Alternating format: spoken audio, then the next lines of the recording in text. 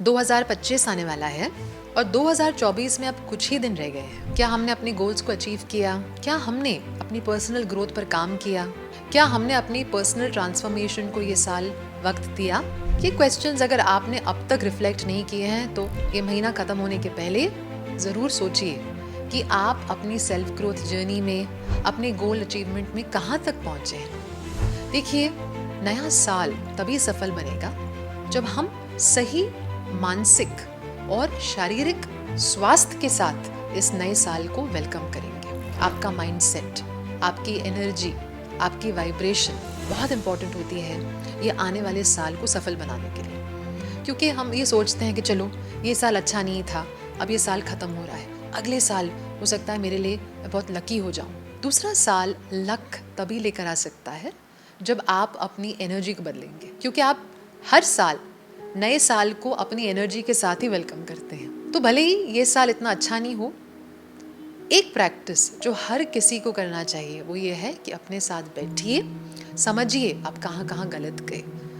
हो सकता है कमिटमेंट में कमी हो, डिसिप्लिन में कमी हो, या शायद क्लैरिटी में, शायद आपकी सोच में अभी इतना क्लैरिटी नहीं है कि आप क्या चाहते हैं। जहाँ जहाँ कमी रह गई उसे नोट कीजिए और जिस जिस स्टेटमेंट पर या जिस जिस गलती पर आप एक्शन ले सकते हैं ना, एक्शन स्टेप्स की लिस्ट ज़रूर बनाइए और ये कोशिश कीजिए कि जैसे जैसे वक्त जाता है वैसे वैसे इस लिस्ट को आप देखते रहें, उस पर अमल करते रहें। अगर हेल्प चाहिए लोगों की तो ज़रूर लीजिए, लेकिन थोड़ा एक्शन प्लान बनाइए कि आने वाले साल में अब अपनी कमज़ोरियों पर कैसे काम करेंगे, अपनी कमज़ोरियों पर विजय कैसे पाएंगे और अपने गोल्स के लिए आप कौन से एक्शन स्टेप्स ले सकेंगे जिससे आपकी लाइफ बदल जाए।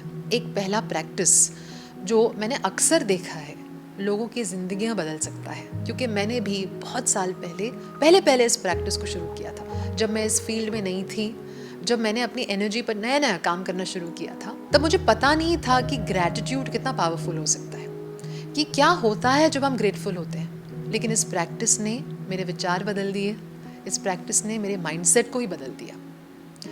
ये प्रैक्टिस था कि आने वाले साल को वेलकम करने से पहले ये साल जो अब गुजर रहा है उसके हैप्पी मोमेंट्स को, उसके मेमोरेबल मोमेंट्स की आप एक सूची बनाएं। देखिए, जो जो आपके साथ अच्छा हुआ ना उसकी एक लिस्ट बनाइए। कौन से मोमेंट्स थे जिनको सोच के आपने अच्छा फील किया, जिनको जीकर आपने अच्छा महसूस किया। क्या कुछ लोगों ने आपकी मदद की? क्या आपने कुछ अचीव किया? क्या कुछ ऐसे मोमेंट्स थे जो बहुत प्यार से भरे हुए थे, खुशी से भरे हुए थे? कौन सी अच्छी चीज़ें आपके साथ हुई इस साल में, उनकी लिस्ट बनाइए। मैंने एक चीज़ नोटिस की, हर साल जब मैंने इस लिस्ट को बनाना शुरू किया, मैंने नोटिस किया पिछले साल से ज़्यादा बड़ी अब मेरे इस साल की लिस्ट है। आप भी क्या कीजिए, एक स्पेशल डायरी रखिए सिर्फ हर साल के हैप्पी मोमेंट्स को लिखने के लिए, क्योंकि जब आप हर साल इस डायरी में जाने वाले साल के हैप्पी मोमेंट्स लिखेंगे, आपको एहसास होगा कि शायद पिछली बार आपके पास 3 चीज़ें थी, इस बार आपके पास 10 हैं, अगले साल आपके पास 20 होंगी। यही हुआ मेरे साथ।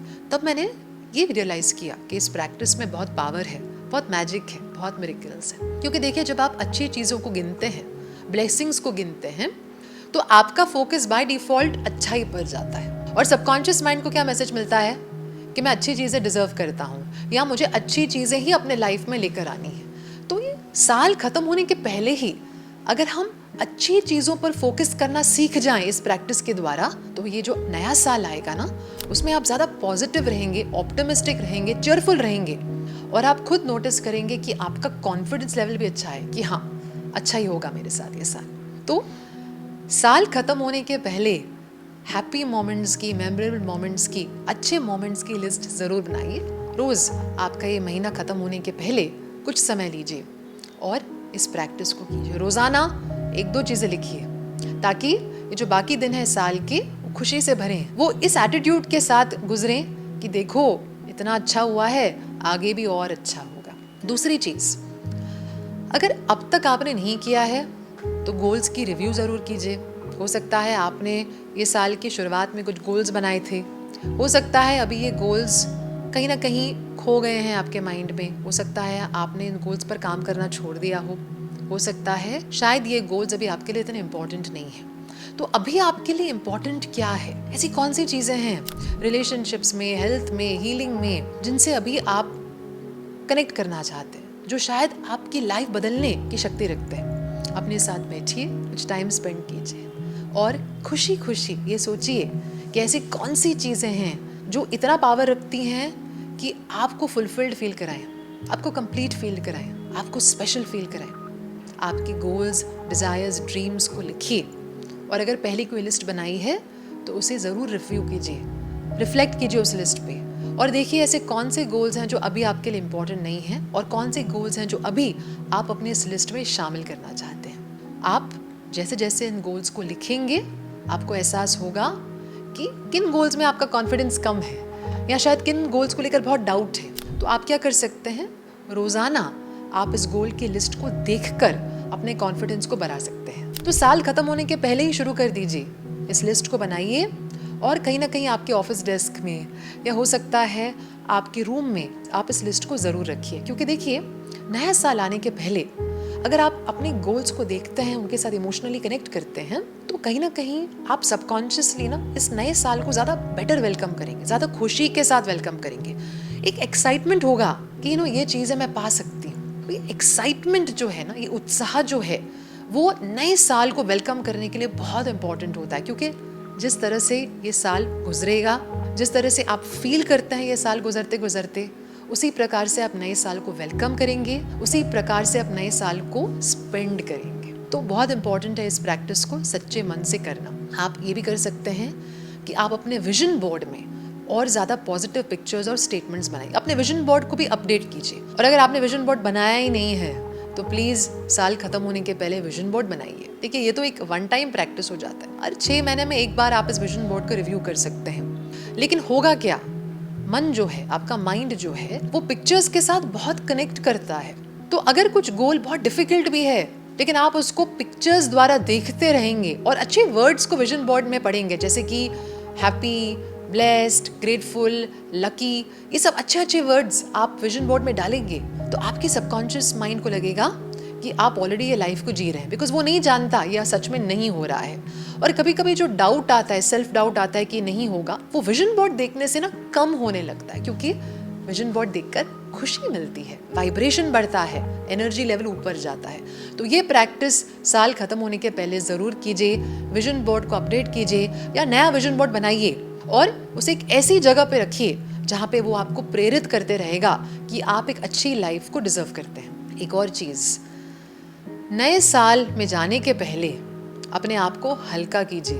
कुछ घृणा है, गुस्सा है, तकलीफ है, उसको निकालना है। याद रखिए, कोई भी नेगेटिव फीलिंग जो है वो आपके गोल्स को ब्लॉक करती है, आपकी एनर्जी को ब्लॉक करती है। आपको वो इस तरह फील कराती है जैसे कि ये दुनिया अच्छी नहीं है, लोग अच्छे नहीं हैं। और ऐसे थॉट्स जो है ना, वो आपको कमज़ोर बनाते हैं, आपकी एनर्जी को कमज़ोर करते हैं। अपने आप को एक चीज़ रोज़ कहिए, जब मैं फॉरगिव करता हूँ, लेट गो करता हूँ ना, मैं भगवान के और नज़दीक अपने आप को पाता हूँ। मैं भगवान की शक्ति को अपने अंदर जागृत करता हूँ या करती हूँ। ऐसा बोलने से आप फॉरगिव ज़रूर करेंगे। एक सिंपल प्रैक्टिस कीजिए, उन लोगों की लिस्ट बनाइए जिनको आपको फॉरगिव करना है। या शायद कुछ ऐसे सिचुएशंस थे पास्ट के, कुछ ऐसे हालात थे जिनको आपको भूलना है, या शायद कुछ ऐसी सिचुएशंस थी जो बहुत तकलीफ दे गई आपको। ऐसी चीज़ों को आपको लेट गो करना है, तो उनकी एक लिस्ट बनाइए। हर नाम के ऊपर अपनी उंगली रखिए। कौन सी उंगली? अपने इंडेक्स फिंगर को रखना है, क्योंकि ये एयर एलिमेंट भी हम मानते हैं, यानी इससे आप बहुत अच्छे से रिलीज कर पाएंगे। तो इस उंगली को आप इस तरह से उस वर्ड या नाम के ऊपर रखिए। ये जो तत्व है, एयर एलिमेंट है, वो आपको रिलीज में बहुत हेल्प करेगा, क्योंकि आप ब्रेथ के थ्रू भी रिलीज करेंगे। और जिस तरह से आप अपनी उंगली उस वर्ड पर रखेंगे ना, आपको हल्का फील होगा, क्योंकि आपकी ब्रीदिंग जो है वो थोड़ी स्लो हो जाएगी। तो हर नाम के ऊपर अपनी उंगली रखिए और उस उंगली को टैप करते करते उस वर्ड पर आप बोलिए, मैं फॉरगिव करने को तैयार हूँ, मैं इस इंसान को माफ़ करता हूँ, मैं इस इंसान को ब्लेस करता हूँ, मैं इस इंसान को प्यार भेजता हूँ। इस तरह से आप 1 से 2 मिनट हर नाम पर काम कर सकते हैं। उस नाम पर उंगली रखते हुए इन स्टेटमेंट्स को बोलिए। हल्का फील होगा, कन्विंस भी करते रहेंगे अपने आप को। और याद रखिए, इस साल ख़त्म होने के पहले करेंगे ना, तो हो सकता है अगले साल आप इतने ग्रजेस होल्ड ना करें, आप इतनी कड़वाहट अपने दिल में ना रखें। तो ये बहुत अच्छी प्रैक्टिस है जो हर किसी को करनी चाहिए। एक आखिरी चीज़, हो सकता है ये साल आपके लिए इतना अच्छा नहीं हुआ हो, यानी आपने अपनी कमज़ोरियों पर विजय नहीं पाई। ऐसे कई लोग हैं जिनको नए हैबिट्स बनाने थे, पुरानी आदतों को छोड़ना था, नहीं कर पाए। हो सकता है आप बहुत डीमोरलाइज्ड हो गए हो, डीमोटिवेटेड हो गए हो, लेकिन घबराइए नहीं, क्योंकि ये साल आपने सफलता नहीं पाई, ज़रूरी नहीं है कि अगले साल भी यही होगा।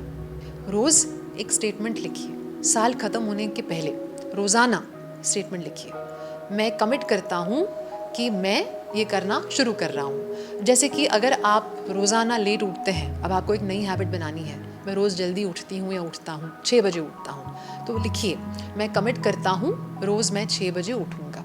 साल के लास्ट दिन तक इस स्टेटमेंट को लिखिए, और जैसे ही नया साल आता है, जनवरी 1 से आप इस स्टेटमेंट को इस तरह लिखिए, मैं बहुत आभारी हूँ कि मैं रोज़ाना 6 बजे उठ रहा हूँ या उठ रही हूँ। तो देखिए, साल ख़त्म होने तक हम लिख रहे हैं मैं कमिट कर रहा हूँ, और जैसे ही नया साल चालू होता है आप लिख रहे हैं कि मैं आभारी हूँ, मैं ये कर रहा हूँ। तो ये साल ख़त्म होते होते आप अपनी कमिटमेंट को, अपनी एनर्जी और वाइब्रेशन में स्ट्रॉन्ग बना रहे हैं, एक्टिवेट कर रहे हैं, और नए साल में रोज़ाना उस हैबिट को लिखना है कि मैं आभारी हूँ, मैं ऑलरेडी कर रहा हूँ। इससे आपकी वाइब्रेशन में ज़रूर बदलाव आएगा, आपकी कमिटमेंट लेवल बढ़ेगी, और आप ये देखोगे कि आपका ब्रेन, आपका सबकॉन्शियस माइंड आपसे कोऑपरेट कर रहा है इस नई हैबिट को अपने लाइफ में बनाए रखने के लिए। तो मैं विश्वास करती हूँ ये कुछ ऐसे टिप्स हैं जो आपके इस साल को जाते जाते कॉन्फिडेंस दे जाएंगे, और नए साल को अच्छे से मनाने के लिए, सफलता पाने के लिए, हीलिंग पाने के लिए आपके लिए एक प्लेटफॉर्म सेट करेंगे। मैं उम्मीद करती हूँ इस वीडियो से आपको इंस्पिरेशन मिलेगी कि अपने ड्रीम्स पर गिव अप ना करें। ये साल कैसा भी गया हो, आने वाले साल को हमें बेहतरीन से बेहतरीन बनाना है, हमें हमारे गोल्स को अचीव करना है, हमें खुश रहना है, और हमें अपने परिवार को भी ढेर सारी खुशियाँ देनी है। आशा रखती हूँ कि ये आने वाला साल आपके लिए बहुत खुशमय होगा, आपको बहुत सफलता देगा। नए साल की ढेर सारी शुभकामनाएं आपको और आपके परिवार को। नमस्ते।